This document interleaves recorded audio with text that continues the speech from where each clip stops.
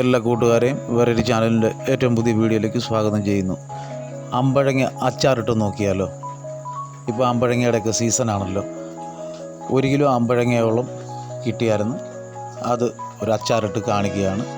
ഈ വീഡിയോ കണ്ട് ഇഷ്ടപ്പെട്ടാൽ എല്ലാവരും സപ്പോർട്ട് ചെയ്യാൻ മറക്കല്ലേ. എല്ലാവരും ലൈക്ക് ചെയ്യണം, ഷെയർ ചെയ്യണം, സബ്സ്ക്രൈബ് ചെയ്യണം. നിങ്ങളുടെയൊക്കെ സഹകരണം ഉണ്ടാകണം. അതെല്ലാം അരിഞ്ഞ് വെച്ചതിന് ശേഷം, കഴുകി വൃത്തിയാക്കി അരിഞ്ഞ് വെച്ചതിന് ശേഷം ഒരു ചട്ടി വെച്ചിട്ട് ചട്ടിയിൽ വലിയ സ്പൂണിൽ ഒരു 3 സ്പൂൺ വെളിച്ചെണ്ണ ഒഴിക്കുക. വെളിച്ചെണ്ണയിൽ ആണ് ചെയ്യുന്നത്. നല്ലെണ്ണയിലും ചെയ്യാം. നല്ലെണ്ണയിൽ ചെയ്താൽ കുറച്ച് നാൾ കേടുകൂടാതിരിക്കും. നമ്മളത് അത്യാവശ്യം എടുക്കുന്നത് കൊണ്ട് വെളിച്ചെണ്ണയിലാണ് ചെയ്യുന്നത്. അതിനുശേഷം ഒരു സ്പൂൺ കടുക് ഇടുക. കടുകിൻ്റെ കൂടെ ഉലുവായും ഇട്ട്, ഉലുവായും കടുകും പൊട്ടിയതിന് ശേഷം അതിലേക്ക് വലിയ കഷ്ണം ഒരു ഇഞ്ചി ചെറുതായിട്ട് അരിഞ്ഞത്, ഒരു കുടം വെളുത്തുള്ളി അതും ചെറുതായിട്ട് അരിഞ്ഞത്, ആ കൂടെ ഒരു 3 തണ്ട് കറിവേപ്പിലയും കൂടെ ആ കൂടെ ചേർക്കുക. ഇതൊരു നല്ലൊരു അച്ചാറാണ്. ഇതൊക്കെ കിട്ടുകയാണെങ്കിൽ എല്ലാവരും ഇതുപോലെ അച്ചാറുണ്ടാക്കി നോക്കുക. നല്ല ടേസ്റ്റുള്ള ഒരു അച്ചാറാണ്. കറിവേപ്പില ഇട്ടതിന് ശേഷം കാശ്മീരി മുളക് പൊടി വലിയ സ്പൂണിന് 2 സ്പൂണ് മുളക് പൊടി,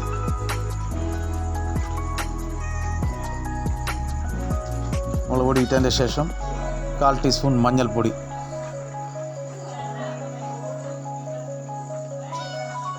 ആ കൂടെ എരിവുള്ള മുളക് പൊടി 1 ടീസ്പൂൺ. ഇത്രയും ചേർത്തതിന് ശേഷം നല്ലവണ്ണം ഒന്ന് ഇളക്കുക. മുളക് പൊടിയുടെയും എല്ലാത്തിൻ്റെയും പച്ചമണം മാറുന്നിടം വരെ നല്ലവണ്ണം ഒന്ന് ഇളക്കുക. അതിനുശേഷം നമ്മൾ അരിഞ്ഞ് വൃത്തിയാക്കി കഴുകി വെച്ചിരുന്ന അമ്പഴങ്ങ അതിലേക്ക് ചേർക്കുക. എന്നിട്ട് നല്ലവണ്ണം അത് ഇളക്കി പൊടിയുമായിട്ട് നല്ലവണ്ണം ഇളക്കി യോജിപ്പിച്ച് വയ്ക്കുക.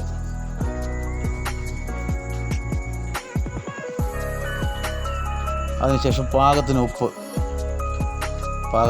ഉപ്പും ചേർത്തതിന് ശേഷം ഗ്രേവിക്ക് വേണ്ടി ഒരു ശകലം വെള്ളം അതിൽ ചേർക്കാം.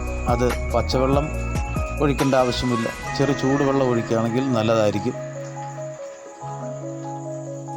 പിന്നെ അച്ചാറിൻ്റെ മെയിൻ സാധനമായ കായപ്പൊടിയും കൂടെ ആ കൂടെ ചേർക്കുക. കായക്കട്ട ചേർക്കുകയോ കായപ്പൊടി ചേർക്കുകയോ എങ്ങനെ വേണേലും ചെയ്യാം.